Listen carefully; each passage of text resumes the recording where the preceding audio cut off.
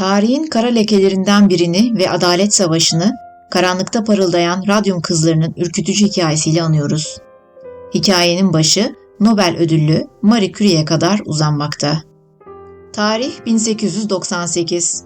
O dönemde çeşitli radyoaktif maddeler üzerinde deneme yapan Curie'ler, bir uranyum tozu olan uranit örneği üzerinde çalışıyorlardı. Tuzdan uranyumu izole etmelerine rağmen kalan maddenin hala radyoaktif özellikler gösterdiğini fark ettiler. Detaylı incelemeler sonunda bunun yeni bir radyoaktif element olduğunu keşfettiler. 26 Aralık 1898'de Fransa Bilim Akademisi'ne bu yeni elementi sundular. Elementin ismi Latince'de ışın anlamına gelen radius kelimesinden ilham alarak radyum olarak belirlendi. Gecenin karanlığında soluk yeşil ışıldayan bu yeni element Curie'leri büyülemişti. İçinde radyum bulunan cam kavanozları yatak başında gece lambası olarak kullanıyorlar, radyum dolu tüpleri çekmecelerinde tutuyor, ceplerinde taşıyorlardı. Radyumla o kadar içli dışlı oldular ki Marie Curie'nin çalışma defterleri önümüzdeki 3000 yıl boyunca radyasyon yaymaya devam edecektir. O defterle hayatını geçiren Madame Curie'nin bedeni de öyle. Çevresine zarar vermemesi için ölümünün ardından kurşun kaplı bir tabut ile gömülmüştür. Çoğu kimse bu denli yüksek enerji içeren bir maddenin mutlaka müthiş güçleri olacağında hemfikirdi. Hatta Pierre Curie, koluna 10 saat boyunca bir parça radyum bağladıktan sonra kolunda yanık olduğunu fark edince bu maddenin mutlaka kansere iyi geleceğine kanaat getirmişti.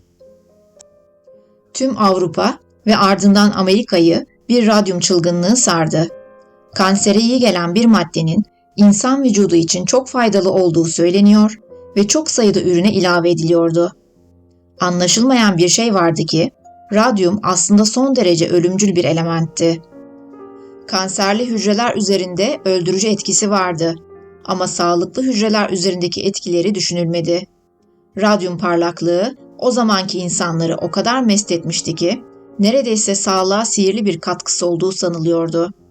Pek çok firma el birliğiyle güzellik kremlerinden diş macunlarına, çikolatadan boğaz pastillerine kadar radyum içeren ürünler satmaya başladı. Bu firmaların iddiasına göre radyum siyatiğe, gut hastalığına, romatizmaya, hipertansiyona, kansere, körlüğe, kısaca aklınıza ne gelirse tüm hastalıklara iyi geliyordu. Radyum içeren su damacanaları şifa niyetine evlere girdi. Kaplıcalarda radyum tuzu kullanılmaya başladı. Radyum çılgınlığı sürerken önce New Jersey'de bulunan US Radyum firması Andark adını verdiği radyum boyasını geliştirdi. Ve bu boya askerlerin karanlıkta saat kadranlarını daha rahat görmesi için kullanıldı. Savaş bittikten sonra askerlerin cephede siperlerindeyken taktığı son teknoloji ürünü karanlıkta parlayan saatler moda olmuş, herkes bir Waterbury saat ister olmuştu. Karanlıkta parıldayan bu mucizevi boya, çinko bir bileşim karıştırılmış radyoaktif radyum tuzlarından ibaretti. Bu karışımda radyum atomlarından salınan parçacıklar, çinko atomlarının enerji seviyesini artırarak titreşimleri sağlıyor, bu da ortama yeşilimsi bir ışık yayılmasını sağlıyordu. Yayılan ışık çok kuvvetli olmadığından gündüzleri görünmüyor, ancak geceleri parıldayarak saat kadranının görülebilir hale gelmesini sağlıyordu. Artan talebi karşılamak için Waterbury Saat Fabrikası üretim tesislerini genişletmiş ve el oyalayıcı bu işi üstlenecek çok sayıda 20'li yaştaki genç kızı işe almıştı.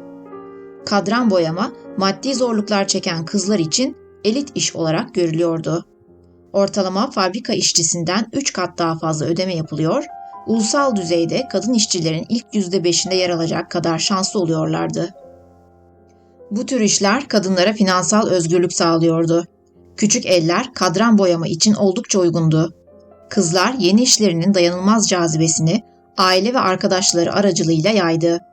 Kız kardeşler aynı stüdyolarda çalışmaya başladılar. Radyumun parlaklığı küçük kızlar için ayrı bir cazibe unsuru oluşturuyordu. Kısa süre sonra hayalet kızlar olarak anılmaya başlandılar. Çünkü vardiyaları bittiğinde zamanla karanlıkta parlamaya başlamışlardı. Kendilerince bu ikramiyeden en iyi şekilde yararlandılar. En güzel elbiselerini işe giderken giydiler. Böylece geceleri gittikleri dans salonlarında parladılar. Hatta ölümcül parlaklıkta gülümseme için dişlerine radyum sürdüler. Kızlar bazıları yalnızca 3,5 milimetre genişliğindeki küçücük kadranları boyamak için öğretilen tekniği özenle uyguladı. İnce bir nokta yapmak için boya fırçalarını dudakları arasında kaydırmaları söylenmişti. Dudak işaretleme rutininde kızlar fırçaları her ağızlarına götürdüklerinde parlayan yeşil boyanın bir kısmını da yutuyorlardı. The Radium Girls kitabının yazarı Kate Moore kitabında Maya Kuberli'nin anılarını şöyle aktarıyor. Sorduğumuz ilk şey bize zarar verir mi oluyordu. Doğal olarak size zarar verecek bir şeyi ağzınıza sokmak istemezsiniz. Yöneticimiz olan Bay Savoy, tehlikeli olmadığını, korkmamıza gerek olmadığını söyledi. 18 yaşında bir genç olan Maya, 1924 yılının yaz aylarında pek çok yaşlı arkadaşının çalıştığı Waterbury saat fabrikasında işe girmişti. İş oldukça kolay görünüyordu. Fakat genç Maya yeni işinden memnun değildi.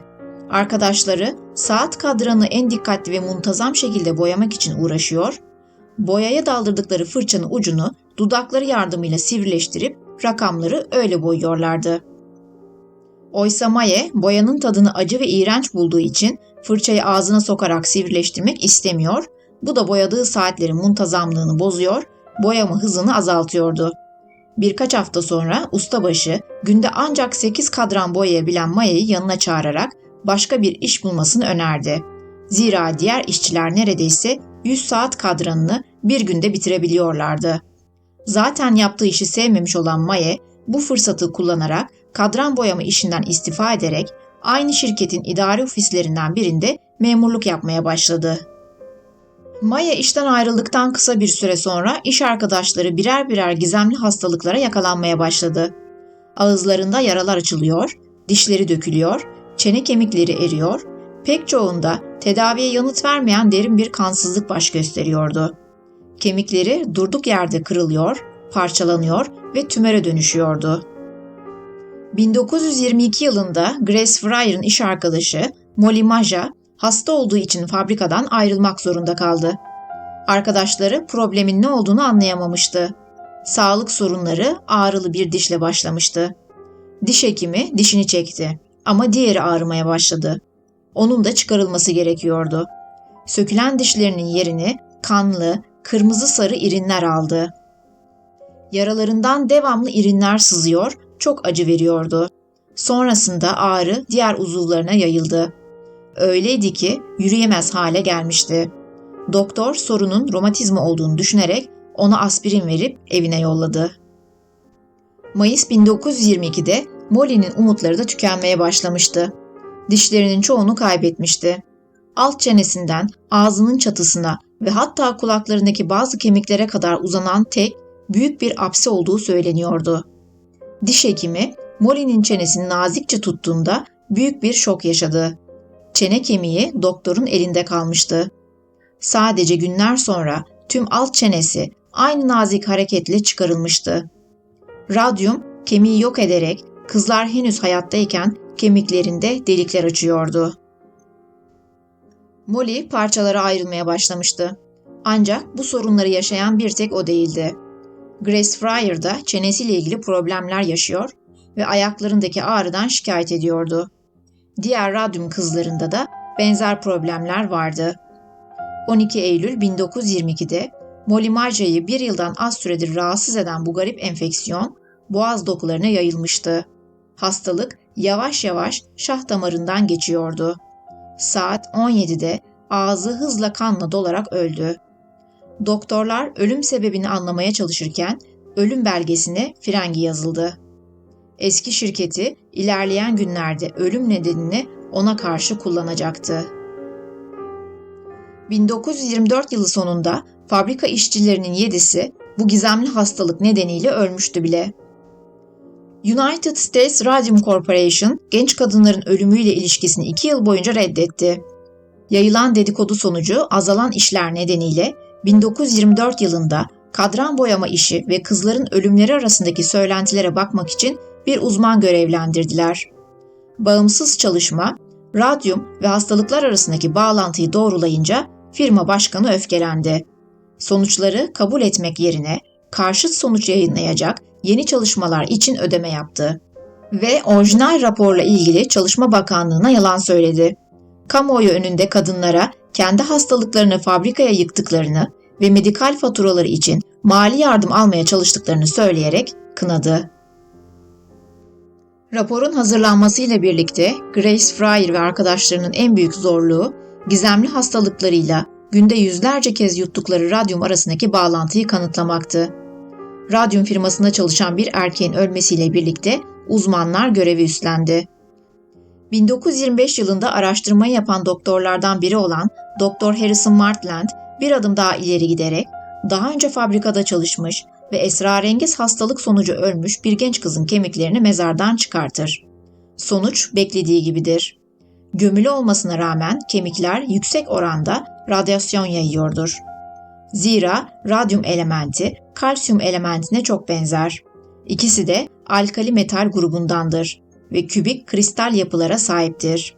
Radyum yutulduğu zaman vücut tarafından kalsiyum gibi metabolize edilir ve kalsiyum yerine sinir iletimi, kas kasılması ve kemik metabolizmasına dahil olur. Kemiklere yerleşen kalsiyum normalde kemik yapısının güçlenmesini sağlarken radyum tam tersini yapar. Oturduğu yerden çevresindeki kemik dokusunu alfa parçacıklarıyla bombalar, buradaki kemik dokusunda delikler meydana getirir ve kemiğin erimesine neden olur. Aynı zamanda kemik içindeki iriyi de öldürerek kan yapımını bozar.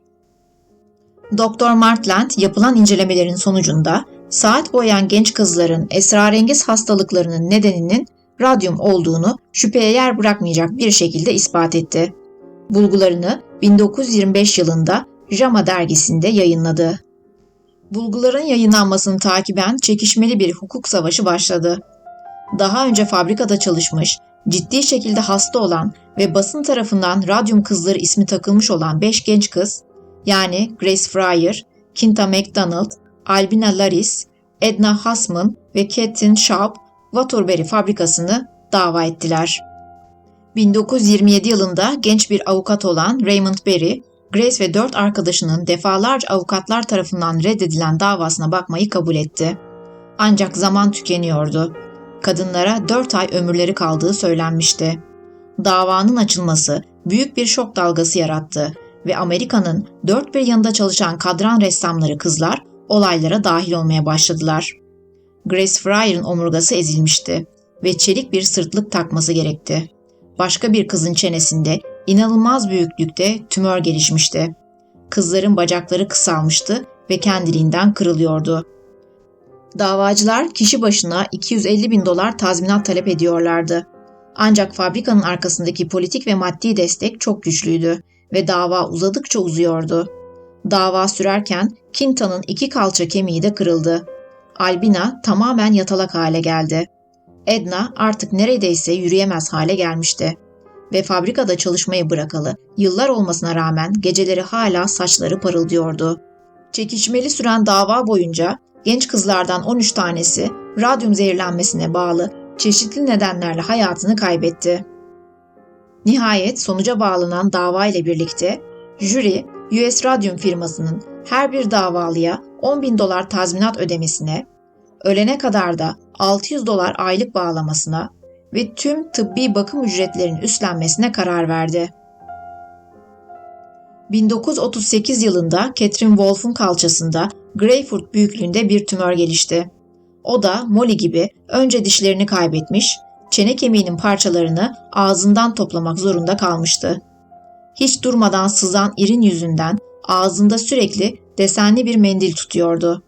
Davası 1938'de mahkemede görülmeye başlandığında ölüme çok yakın olmasına rağmen doktorlarını dinlemeyip ölüm yatağından firmaya cevap verdi.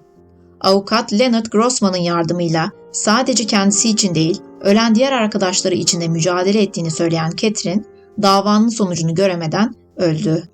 Radyum kullanan firmalar kızları bile bile ölüme göndermişti.